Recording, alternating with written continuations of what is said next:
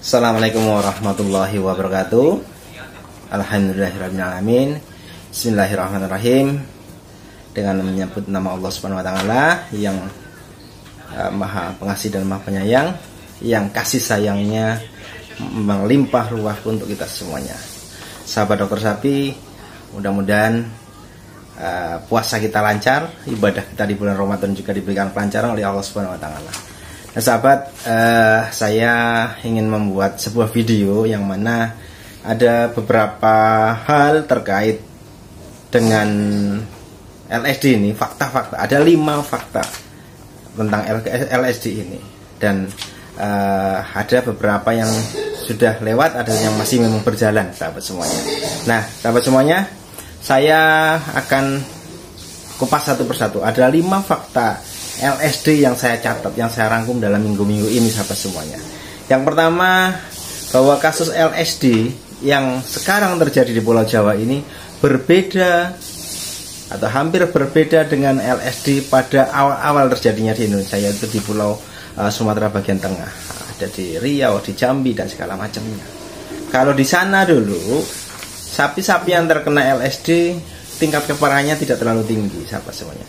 Dilakukan penanganan, selesai. Dan bedanya juga di sana langsung ditanggapi dengan respon vaksinasi oleh pemerintah, sehingga penanganannya cukup cepat. Mengingat bahwa memang penyakit ini sebenarnya perjalanannya tidak berlangsung cepat, tapi ada waktu, masa inkubasinya cukup lama, sehingga sebenarnya ada keuntungannya bisa dilakukan persiapan vaksinasi untuk mencegah populasi yang belum tertular, sahabat semuanya.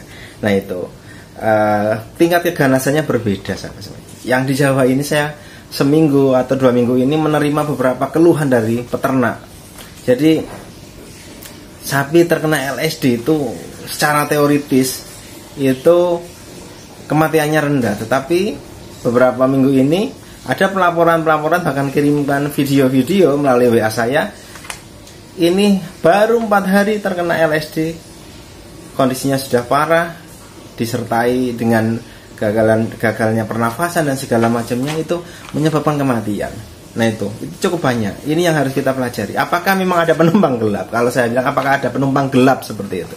Penumpang gelapnya apa ya? Mungkin seperti BEF atau penyakit pernafasan yang lainnya, sahabat semua, yang memang kita belum tahu. Dan ini sebenarnya perlu dikaji oleh laboratorium seperti balai veteriner, supaya mengkaji sebenarnya, atau perlu di sequencing dalam bahasa ilmiahnya, apakah murni LSD saja atau sudah terjadi pergeseran dari genetik dari virusnya sendiri, kan seperti itu, supaya masalahnya bisa tertangani, sahabat semuanya. Jadi itu perbedaannya. Jadi ya, kalau yang kejadian pertama dulu tingkat keganasannya tidak terlalu tinggi, yang kedua langsung direspon dengan vaksinasi. Perbedaannya sekarang adalah tingkat keganasannya cukup tinggi di beberapa daerah, kemudian tanpa atau belum dilakukan optimalisasi dengan vaksinasi terhadap populasi-populasi yang belum terjangkit, sahabat semua. Ya, kemudian yang kedua adalah tidak semua peternak terlayani oleh petugas dinas, entah itu petugas kesehatan, entah itu dokter hewan ataupun mantri hewan dan segala macamnya, seperti itu. Ada beberapa hal yang memang mendasar ini.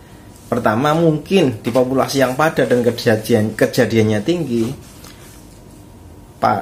dokter hewan atau mantri ini sangat sibuk, sahabat semuanya, sangat sibuk menangani panggilan di sana di sini untuk menangani LSD dan segala macamnya. Bahkan ada yang berulang, harus dipanggil 2 kali, 3 kali, segala macam. Dan sifatnya adalah populasi. Kalau hanya penyakitnya, contoh BF saja, datang nyuntik 1 ekor sudah. Tapi karena populasi biasanya punya 10, ya mungkin hampir lainnya ketularan, kan seperti itu. Jadi seperti itu. Jadi mungkin pertama, kenapa tidak terlayani dengan baik, tidak semuanya mendapatkan pelayanan. Satu, mungkin petugasnya sangat sibuk. Nah, kemudian yang kedua itu ya tadi, banyak pasiennya. Kemudian pengetahuannya berbeda-beda. Ada dokter hewan ataupun mantri ketika dipanggil sama peternak untuk minta tolong disuntik, kadang nggak berani nyuntik. Nah seperti itu, karena takut nanti disalahkan dan segala macam. Memang faktanya tidak semua LSD hari ini disuntik kemudian langsung sembuh. Bahkan hari ini disuntik bisa kebanyakan karena masa inkubasi virus besoknya menjadi bentol-bentolnya menjadi lebih banyak kan, seperti itu sahabat semuanya. Dan yang fakta berikutnya mengenai pelayanan petugas ini, belum ada keseragaman dari petugas. Jadi tingkat pengetahuan petugas, mantri, dokter hewan itu berbeda-beda sahabat. Ya ini yang membuat penanganannya memang agak relatif lebih susah kan, seperti itu, dengan populasi yang cukup banyak. Nah itu sahabat semua. Jadi mengenai petugas ini sebaiknya untuk mengenai fakta petugas ini, sebaiknya ya monggo dilakukan pendampingan, pembinaan. Kalau di dokter hewan mungkin ada pembinaan dari PDHI atau asosiasinya. Kemudian kalau dari paramedik atau mantri bisa jadi Pak Feti atau segala macam. Gitu, ditingkatkan skillnya untuk membantu masyarakat sahabat semuanya. Gitu. Kemudian berikutnya adalah yang ketiga, fakta adalah tingkat kegagalan. Tingkat kegagalan pada pedet itu sangat tinggi. Gitu. Seminggu ini saya mendapatkan informasi bahwa dalam satu desa aja yang populasinya tidak terlalu banyak, itu kematian pedetnya sudah mencapai hampir 15 ekor sahabat semuanya. Gitu, seperti itu. Saya dikirimin gambar-gambarnya, cukup parah kondisinya, sehingga ya kasihan peternak. Dia menunggu membuntingkan, menunggu kebuntingan selama 280 hari, kemudian sampai pedetnya lahir, sampai kemudian tiba-tiba pedetnya mati karena LSD. Ini banyak sekali pedet-pedet yang bertumbangan, dan dikhawatirkan ini menyebabkan pengurangan populasi yang cukup besar sahabat semuanya. Itu. Jadi kenapa pada pedet ini antisipasinya seperti apa? Bahwa kebanyakan, termasuk masalah yang tadi, tingkat keganasan tadi, kebanyakan memang kepedulian peternak atau kesadaran peternak atau pengetahuan peternak terkait dengan LSD ini mungkin berbeda-beda juga, sehingga gejala awal, ciri-ciri awal penyakit mungkin belum tentu semuanya tahu, gitu, seperti itu. Seandainya gejala awal mereka tahu, kemudian ada kepedulian segera melaporkan ke petugasnya responsif, kemudian ditambah dengan penanganan yang benar, itu insya Allah tidak separah itu sahabat semuanya.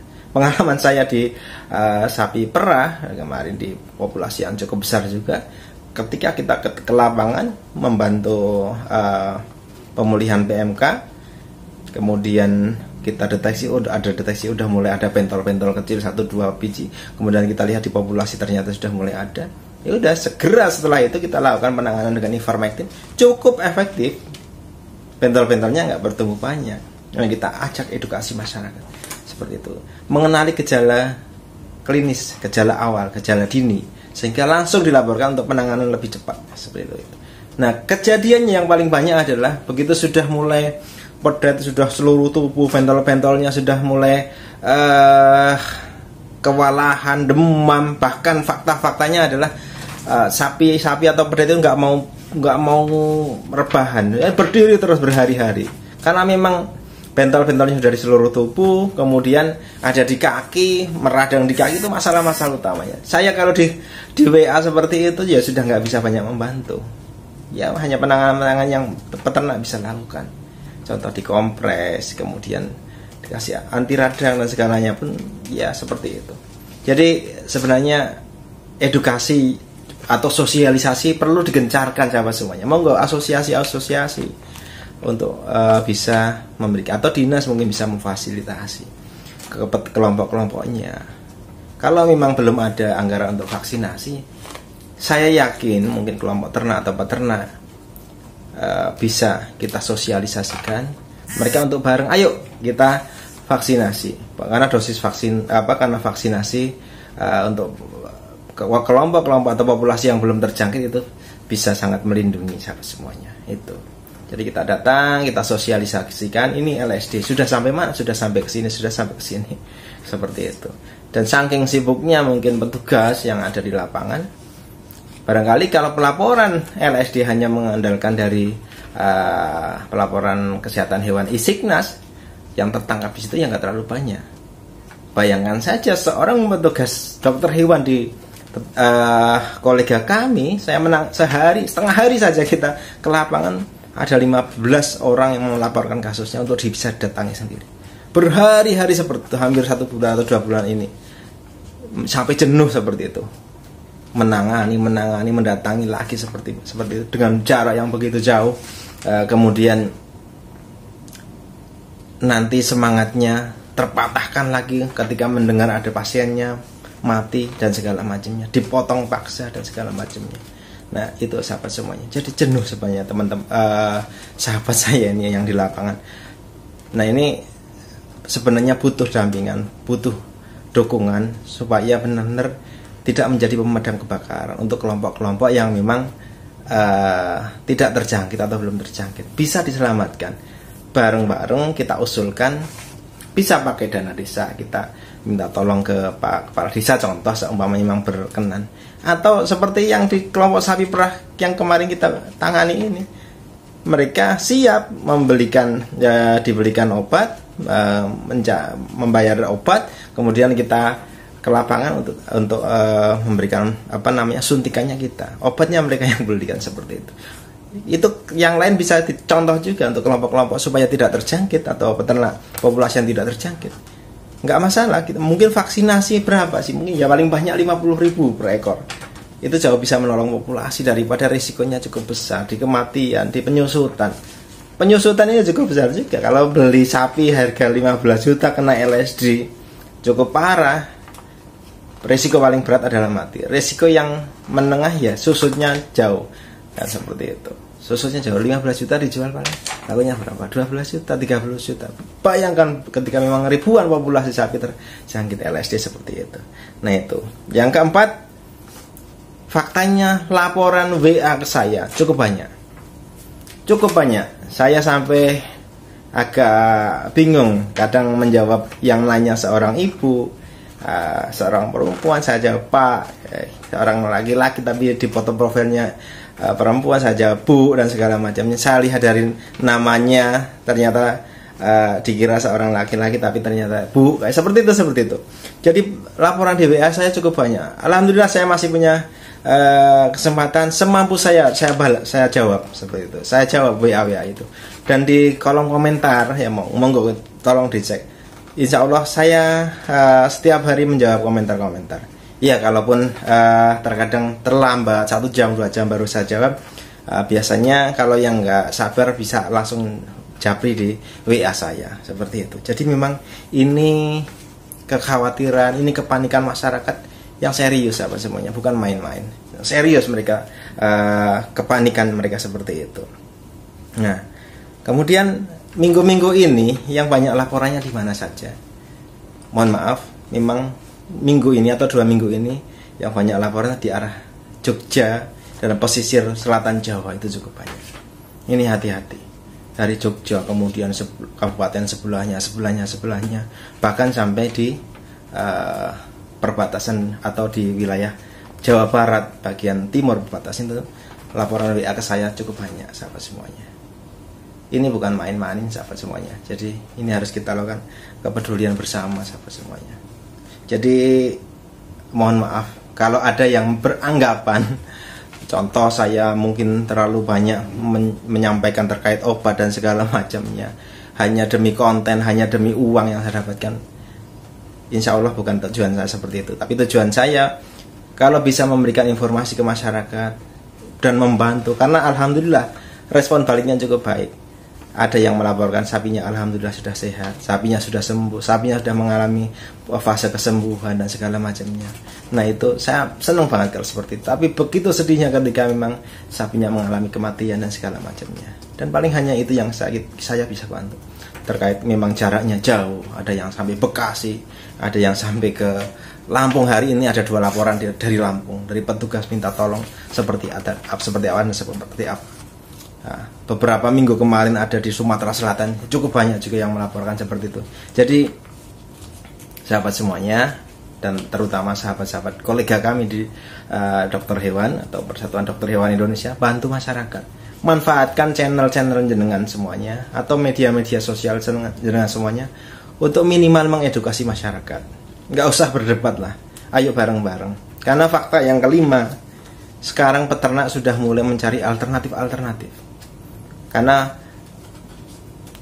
faktanya memang dari fakta 1, 2, 3, 4 tadi tidak semuanya terlayani dengan tidak semua terlayani oleh petugas kesehatan hewan, sahabat semua. Jadi fakta yang kelima, mereka mencari alternatif pilihannya. Ya, ada yang pakai super tetra dan segala macamnya. Walaupun saya juga sampaikan super tetra sebenarnya dalam bahasa ilmiah kami tidak diperbolehkan memberikan antibiotik ke saluran pencernaan karena akan mengganggu flora normal atau bakteri baik yang ada di dalam saluran pencernaan si sapi. Tetapi mungkin tidak ada pilihan lain. Mereka sudah mengalami kepanikan yang luar biasa. Tabungan mereka, aset mereka yang bertahun-tahun mereka kumpulkan, atau mungkin usaha harian mereka seperti itu. Jadi boleh dipahami, jangan disalahkan mereka. Nah, saran saya monggo kita semua yang sama-sama satu profesi di sarjana peternakan ataupun mungkin mantri ataupun dokter hewan, kita bantu masyarakat. Ayo kita bantu masyarakat, sosialisasi. Kalau tidak bisa secara fisik datang ke mereka, memberikan support, memberikan bantuan, memberikan pelayanan, ya paling tidak memberikan informasi-informasi yang baik sahabat semuanya. Mudah-mudahan ini bisa bermanfaat. Nah, 5 fakta ini ya juga mudah-mudahan kolega-kolega dokter hewan ataupun peternakan yang memang punya tangan-tangan di kekuasaan, tangan-tangan di eksekutif bisa mengusulkan supaya ini masalah serius apa semuanya, masalah serius. Jadi kalau andalannya hanya mengandalkan informasi yang ada di Isignas, ini sangat jauh. Bayangkan satu orang dokter hewan satu hari menangani 15 kasus, 15 laporan. Masing-masing peternak punya 3 ekor yang berkasus seperti itu. Tidak mungkin dia melaporkan di Isignas apa semuanya. Sudah kecapean. Bahkan dia masih jam 11 malam masih WA saya, masih ada 1 pasien dan segala macamnya. Ya mudah-mudahan di bulan Ramadan ini keikhlasan tenaga yang ada di lapangan, petugas-petugas yang di lapangan mendapatkan hasil yang pahala dari Allah Subhanahu wa taala. Keikhlasan membuatkan pahala dari Allah Subhanahu wa taala, membuat Allah ridho kepada kita semuanya, dan yang pasti doa-doa peternak yang dibantu itu makbul, diijabah oleh Allah Subhanahu wa taala. Dan kita berdoa mudah-mudahan Allah Subhanahu wa taala meringankan beban peternak kita. Karena di bulan Ramadan ini monggo kita senantiasa berdoa, kita panjatkan doa kepada Allah Subhanahu wa taala. Nah, sahabat semuanya, mudah-mudahan ini bermanfaat. Billahi fi sabil haq wa fastabiqul khairat. Assalamualaikum warahmatullahi wabarakatuh.